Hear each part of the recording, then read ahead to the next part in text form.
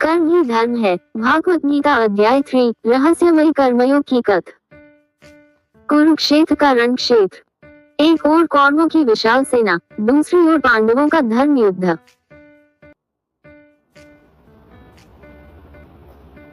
मध्य में खड़े हैं अर्जुन, जिनके हाथ कांप रहे हैं। धनुष ढीला पड़ गया है। अर्जुन भावुक स्वर में, हे कृष्ण, मैं युद्ध नहीं कर सकता। अपने ही गुरु, बंधु और मित्रों के रक्त से भरे इस युद्ध में कैसे खड़ा रहूं? क्या मैं पाप का भागी नहीं बनूंगा? कृष्ण मुस्कुराते हैं। वे जानते हैं अर्जुन का ये मोह ही उसके धर्म का सबसे बड़ा शत्रु है।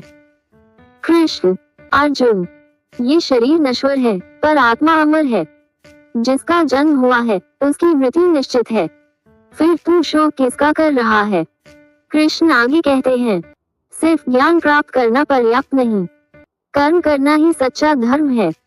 कर्म से ही संसार चलता है। नरेटा। अर्जुन अब भी मौन था। उसे समझ नहीं आ रहा था कि जब सब कुछ ईश्वर की इच्छा से होता है, तो फिर मनुष्य को कर्म क्यों करना चाहिए?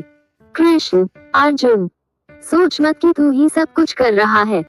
हर कार्य में परमात्मा की शक्ति है, परंतु तेरा कर्तव्य है कर्म करना, फल की चिंता मत करना। कृष्ण का स्वर अब दृढ़ होता है।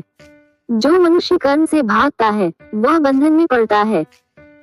जो निस्वार्थ भाव से कर्म करता है वह मुक्त हो जाता है।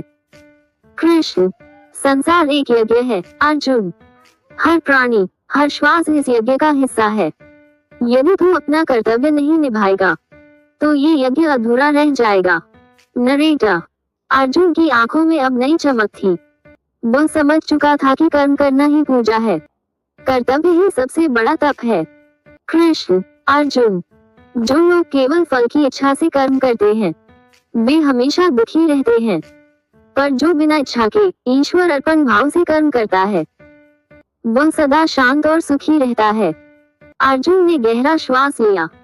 अब उसके चेहरे पर भय नहीं, केवल संकल्प था। अर्जुन दृढ़ स्वर में, हे माधव, अब मैं समझ गया। मेरा धर्म युद्ध करना है।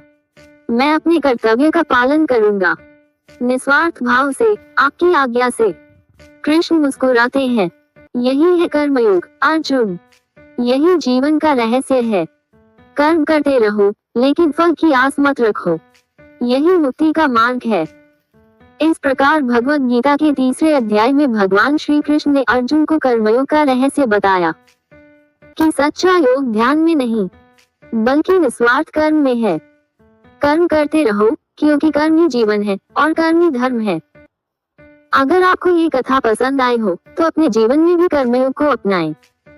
जय श्री कृष्ण।